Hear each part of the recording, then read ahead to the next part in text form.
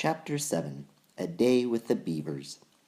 While the two boys were whispering behind, both the girls suddenly cried, "Oh!" and stopped. "The robin!" cried Lucy. "The robin! It's flown away!" And so it had, right out of sight. "And now what are we to do?" said Edmund, giving Peter a look which is as much to say, "What did I tell you?" "Shh! Look!" said Susan. "What?" said Peter. "There's something moving among the trees, over there to the left." They all stared as hard as they could, and no one felt very comfortable. "There it goes again," said Susan presently. "I saw it that time too," said Peter. "It's still there. It's just gone behind that big tree." "What is it?" asked Lucy, trying very hard not to sound nervous. "Whatever it is," says Peter, "it's dodging us. It's something that doesn't want to be seen." "Let's go home," said Susan. And then, though nobody said it out loud, everyone suddenly realized the same fact that Edmund had whispered to Peter at the end of the last chapter. They were lost. "What's it like?" said Lucy. It's a kind of animal," said Susan. And then, look, quick, there it is." They all saw it this time, a whiskered, furry face which had looked out at them from behind a tree. But this time it didn't immediately draw back. Instead, the animal put its paw against its mouth, just as humans put their finger on their lips when they are signaling to you to be quiet. Then it disappeared again. The children all stood holding their breaths. A moment later, the stranger came out from behind the tree, glanced all around as if it were afraid someone was watching, said, "Hush," made signs to them to join it in a thicker bit of wood where it was standing, and then once more disappeared. "I know what it is," said Peter. "It's a beaver. I saw the tail." "It wants us to go with it," said Susan, "and it is warning us not to make a noise." "I know," said Peter. "The question is, are we going to go to it or not? What do you think, Lou?" "I think it's a nice beaver," said Lucy. "Yes, but how do we know?" said Edmund. "Shan't we have to risk it?" said Susan. "I mean, it's no good just standing here, and I feel I want some dinner." At this moment the beaver again popped its head out from behind the tree and beckoned earnestly to them. "Come on," said Peter. "Let's give it a try. All keep close together. We ought to be matched for one beaver if it turns out to be an enemy." So the children all got close together and walked up to the tree and in behind it, and there, sure enough, they found the beaver. But it still drew back, saying to them in a hoarse, throaty whisper, "Farther in, come farther in, right in here. We're not safe in the open." Only when it had led them into a dark spot where four trees grew so close together that their boughs met and the brown earth and pine needles could be seen underfoot, because no snow had been able to fall there, did it begin to talk to them. "Are you the sons of Adam and the daughters of Eve?" it said. "We're some of them," said Peter. "Shh," said the beaver. "Not so loud, please. We're not safe even here." "Why, who are you afraid of?" said Peter. "There's no one here but ourselves." "There are the trees," said the beaver. "They're always listening. Most of them are on our side, but there are trees that would betray us to her. You know who I mean." And it nodded its head several times. "If it comes to talking about sides," said Edmund, "how do we know you're a friend?" "Not meaning to be rude, Mr. Beaver," added Peter, "but you see, we're strangers." Quite right," said the beaver. "Here is my token." With these words it held up to them a little white object. They all looked at it in surprise, till suddenly Lucy said, "Oh, of course, it's my handkerchief, the one I gave to poor Mr. Tumnus." "That's right," said the beaver. "Poor fellow, he got wind of the arrest before it actually happened and handed this over to me. He said that if anything happened to him, I must meet you here and take you on to—" Here the beaver's voice sank into silence, and it gave one or two very mysterious nods. Then, signaling to the children to stand as close around it as they possibly could, so that their faces were actually tickled by its whispers, it added in a low whisper, They say Aslan is on the move. Perhaps has already landed. And now a very curious thing happened. None of the children knew who Aslan was any more than you do. But the moment the beaver had spoken these words, everyone felt quite different. Perhaps it has sometimes happened to you in a dream that someone says something which you don't understand in the dream, but it feels as if it had some enormous meaning.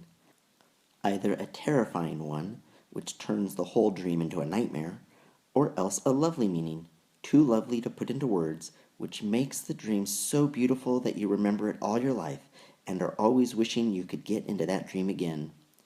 It was like that now. At the name of Aslan, each one of the children felt something jump in his inside. Edmund felt a sensation of mysterious horror. Peter felt suddenly brave and adventurous. Susan felt as if some delicious smell or some delightful strain of music had just floated by her. And Lucy got the feeling you have when you wake up in the morning and realize that it is the beginning of the holidays or the beginning of summer. "And what about Mr. Tumnus?" said Lucy. "Where is he?" "Shh," said the beaver. "Not here. I must bring you to where we can have a real talk, and also dinner." No one except Edmund felt any difficulty about trusting the beaver now, and everyone, including Edmund, was very glad to hear the word dinner.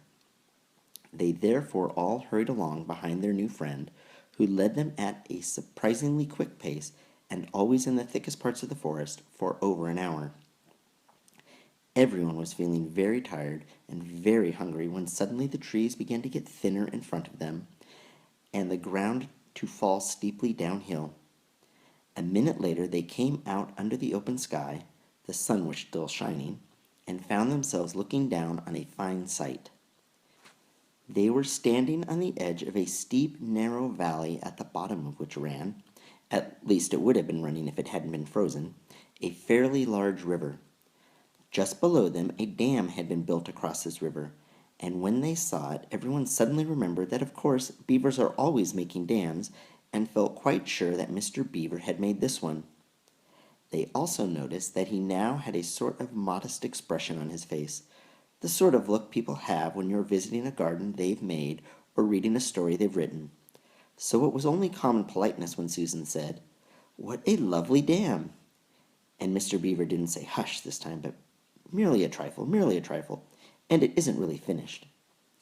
Above the dam there was what ought to have been a deep pool, but was now, of course, a level floor of dark green ice.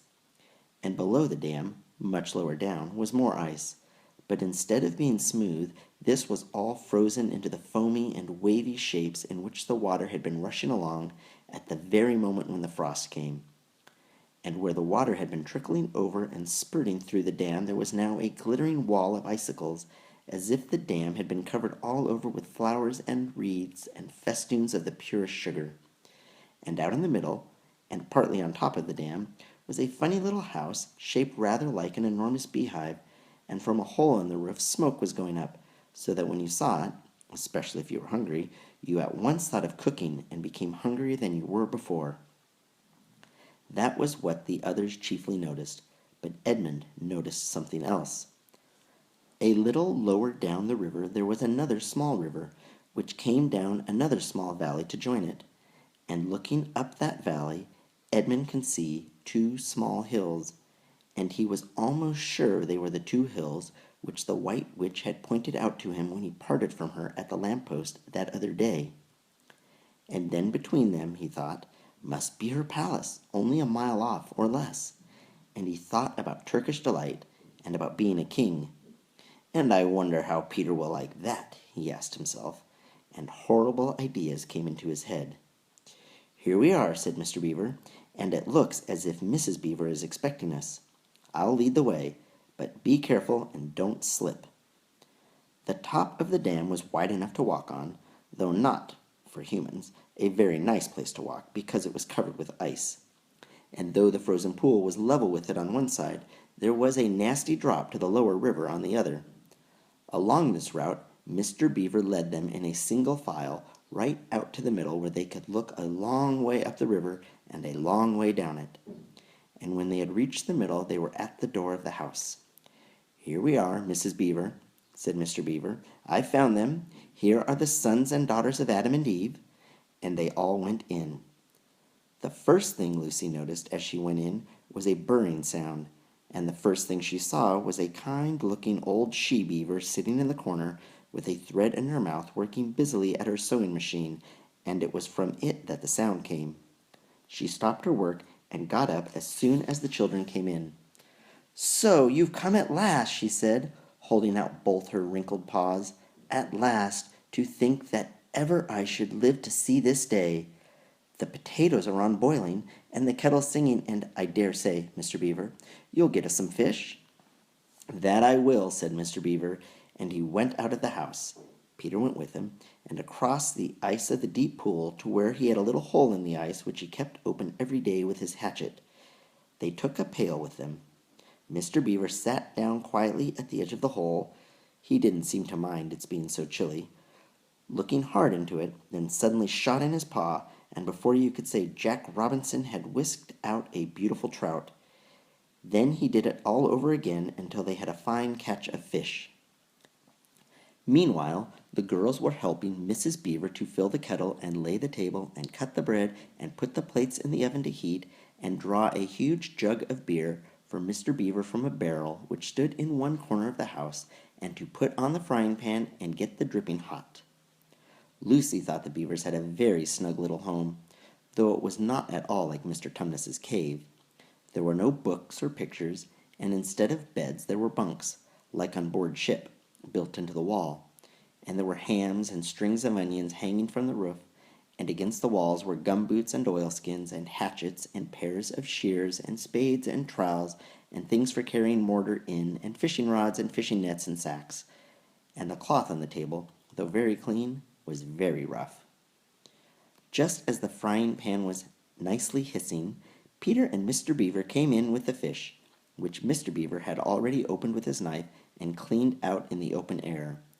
You can think how good the new caught fish smelled while they were frying, and how the hungry children longed for them to be done, and how very much hungrier still they had become before Mrs. Beaver said, "Now we're nearly ready." Susan drained the potatoes, and then put them all back in the empty pot to dry on the side of the range, while Lucy was helping Mrs. Beaver to dish up the trout, so that in a very few minutes everyone was drawing up stools. It was all three-legged stools in the Beavers' house, except for Mrs. Beaver's own special rocking chair beside the fire, and preparing to enjoy themselves.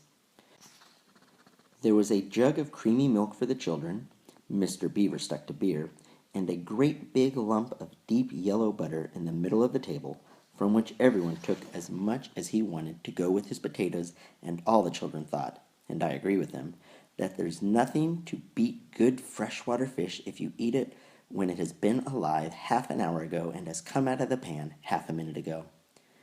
And when they had finished the fish, Mrs. Beaver brought unexpectedly out of the oven a great and glorious sticky marmalade roll, steamy hot, and at the same time moved the kettle onto the fire, so that when they had finished the marmalade roll, the tea was made and ready to be poured out. And when each person had got his or her cup of tea, each person shoved back his or her stool so as to be able to lean against the wall, and gave a long sigh of contentment. "And now," said Mr. Beaver, pushing away his empty beer mug and pulling his cup of tea toward him, "if you'll just wait till I've got my pipe lit up and going nicely, why, now we can get to business. It's snowing again," he added, cocking his eye at the window. "That's all the better, because it means we shan't have any visitors, and if anyone should have been trying to follow you, why, he won't find any tracks."